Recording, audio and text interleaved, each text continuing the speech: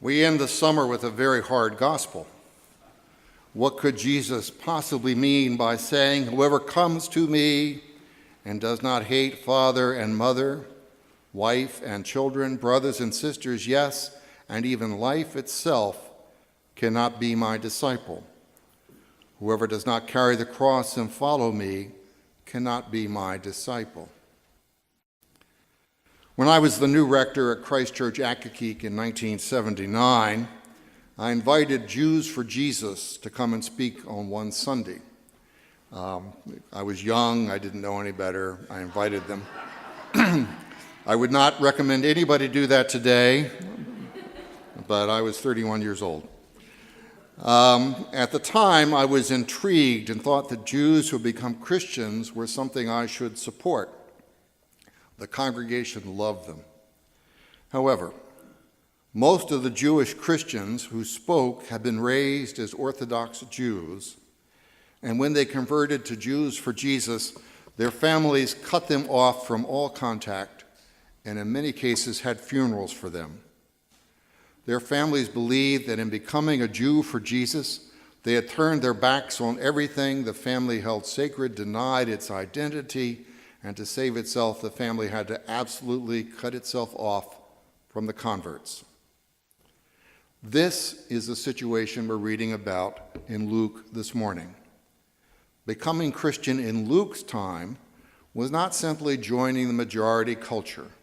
No Christian in Luke's time could brag about the number of presidents who had been Episcopalians. It was adopting a way of life that was incompatible and even offensive to one's family of origin. Whatever else is true, this is not the reality you and I face today.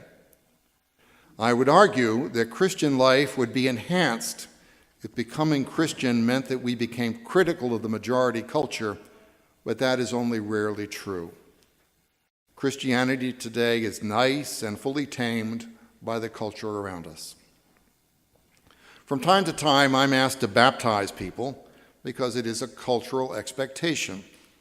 I always refuse, even if it's family. I think that becoming a Christian, even as an infant, is a commitment to live in community. This summer, I was asked to baptize a grandniece, and having said I always refuse, there's conditions under which I will. So I said, yes, I will baptize her if you join a church where you live and meet whatever the rector of that church says you have to do to become a member. I haven't heard back from them. Today, joining the church means almost nothing to most people. Indeed, when I was in Accokeek, I did a lot of things in Accokeek. I had a seminarian who told me that when he had been a young Marine Corps officer, he became an Episcopalian because he determined that would help with his career. Luke and Jesus are talking about membership as life transforming. For most of us, it is simply a cultural expectation and increasingly an irrelevant cultural expectation. Most clergy worry about and talk about churches closing, membership declining, and our losing influence in the world around us. We are right to worry. Churches are closing. The bishops of Connecticut, Louis, could talk about this more, and I can't deny this, but for a while, there's a rumor amongst the clergy that the Diocese of Connecticut was closing one church a month.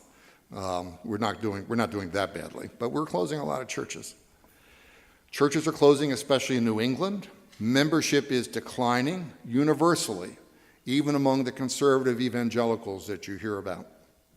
And our influence is waning. Even Catholicism is maintaining its numbers only because Hispanics are going to Catholic Church. People who look like you and me have abandoned it at the same rate that they've abandoned this church. In the time of Luke and Jesus, Christianity was seen as giving meaning to life, and it was worth risking alienation from all that one held dear just to be part of it.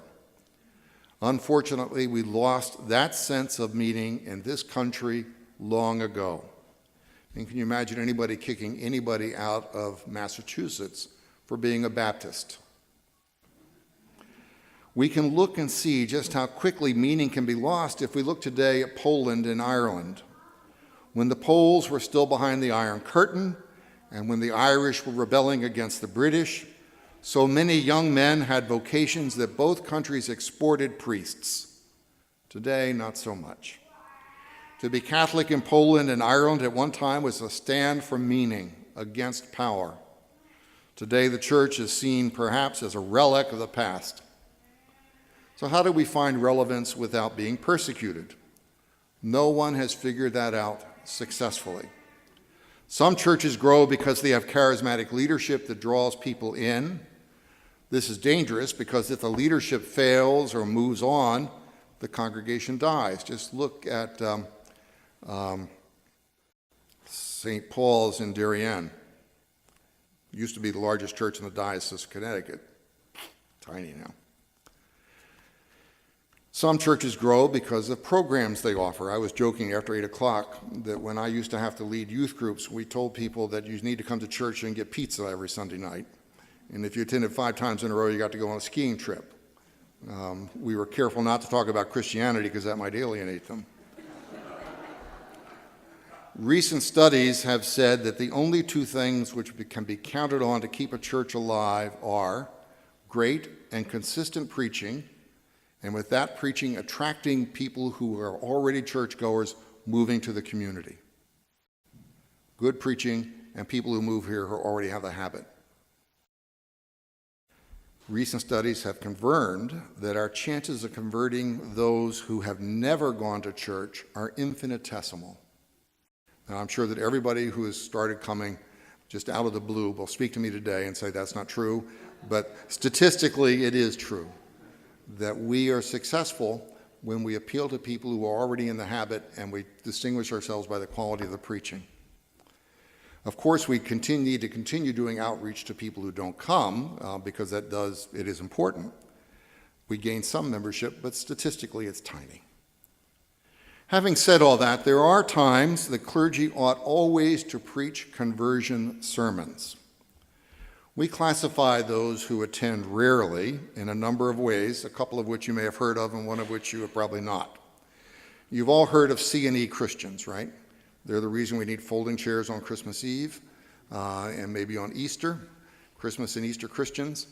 Every Christian Christmas and Easter sermon you hear should be a conversion sermon. You won't mind, and the people who only come here for C&E might decide they need to come back more often. Then there is a smaller group of people that are the Ashes and Palm Christians. I'm not sure you've heard of Ashes and Palm Christians, but they are people who only show up on Ash Wednesday and Palm Sunday, generally people who are a little more penitent than maybe the rest of us, and they like getting something a little extra. Every Ash Wednesday and Palm Sunday sermon should be a sermon on conversion. You won't mind, and they might decide there is more here than they thought. Then the last group I want to talk about is a group you may not have heard of. People after 8 o'clock were intrigued by this group. I mean no disrespect. Well, I mean a little bit of disrespect. But there are also the hatch, match, and dispatch Christians. Hatch, match, and dispatch. Baptism, marriage, and funeral. Every baptism, wedding, and funeral should be a conversion sermon. We have people when we do, you can look at the parking lot on a day when there's a baptism. Can't get in.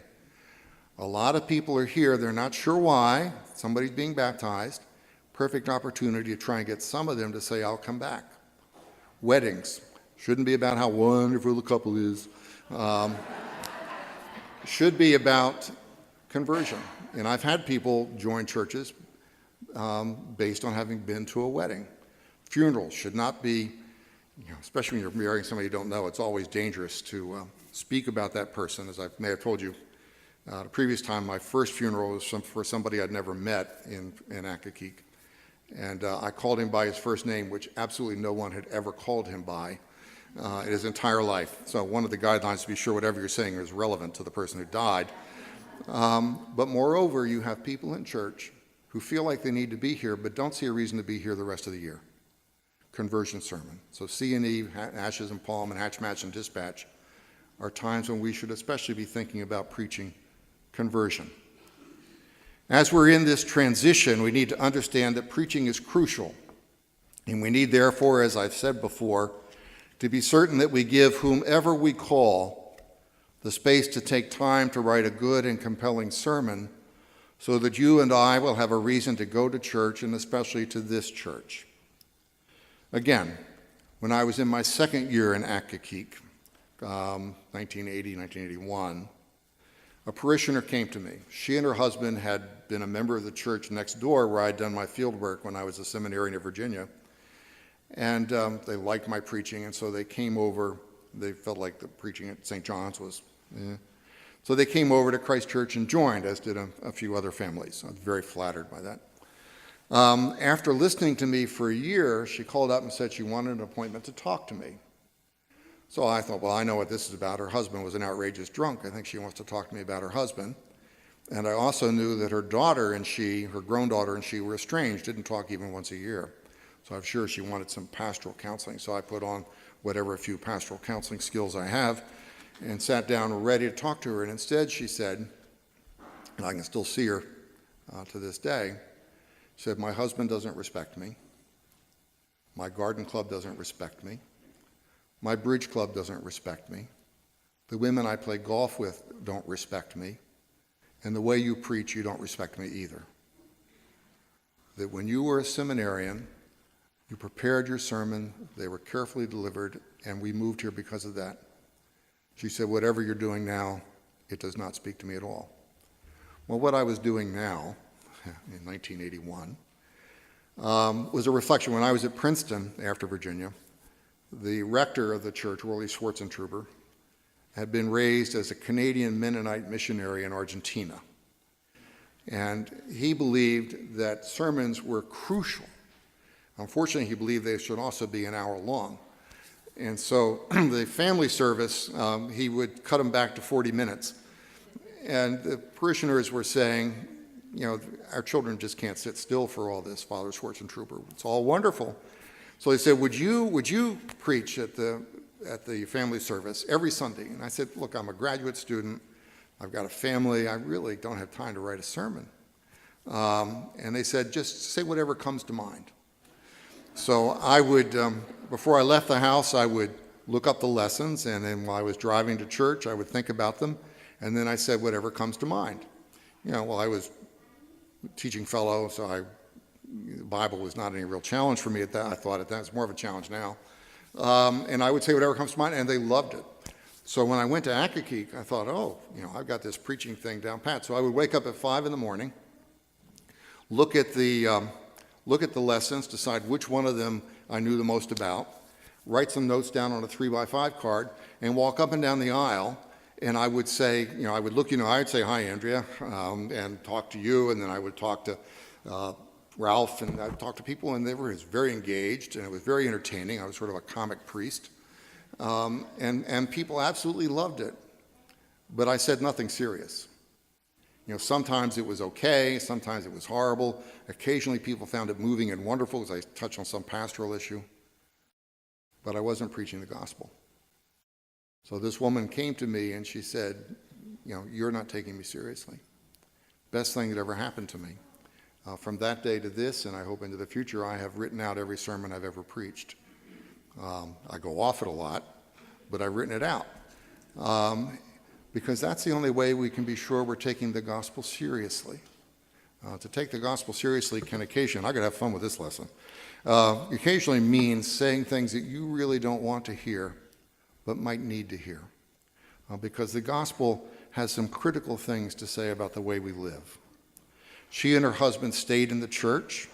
I became a better priest and preacher. The congregation grew. Whatever you think of what I do in the pulpit, the point is that for most Christians, preaching is central to the reason we come here week after week. We don't come here to be entertained. We might enjoy a funny priest who knows all of our names, but we don't come for that reason. Might make it easier to endure when you're here, but it's not the reason we come. I hope that we will call someone who, whatever talents she or he has, will see preaching as the most important thing to do with you and me. Furthermore, I hope she or he will see the sermon as the opening of a conversation. We need to call someone with a thick skin. When I was a priest in Akakeek and later in Weston, I would have a group of 10 to 15 people that met with me monthly to talk about how my sermons had been and the other work of the church. Not the vestry, just people who were engaged and were there weekly. What they said was not always kind, but it was always helpful. And I think we need to nurture that kind of conversation so that the preacher knows what is happening. You know, I said the same thing at 8 o'clock, and I said the worst thing to tell me is I really like how you sounded. Well, what's that mean? My voice worked today? It just means, you know, we're looking for a content thing, even if it's not what we want to hear. But you have to get a priest with a thick skin. If you get one who starts crying or won't talk to you again, that's not any good. And I hope that whomever we call will see the C&E Christians, the Ash and Palm Christians, and the Hatch, Match, and Dispatch Christian opportunities as times to preach conversion. These are people who are already thinking about coming. We need to get them to come. Modern sermons are not meant to be pronouncements, but are invitations to dialogue. You should be unafraid to tell the preacher what you like and don't like, and how it was important to you or utterly trivial or someplace in between. Becoming a Christian is no longer a question of hating our family because we are turning our backs on them as it was in the first century or if it was with that group from Jews for Jesus. But it is a question of finding a place in our week when the society we are so much a part of is questioned, examined, and has faith applied to it. In some ways, being Christian is hating the majority culture. It is taking up a cross which stands for values at odds with what success is deemed to be in our world. It is finding meaning in things much different from material success, career advancement, and financial security. We need good preaching to remind us of this because the world is very seductive. We must be reminded that we find Christ and meaning in caring for the least among us and not in anything else.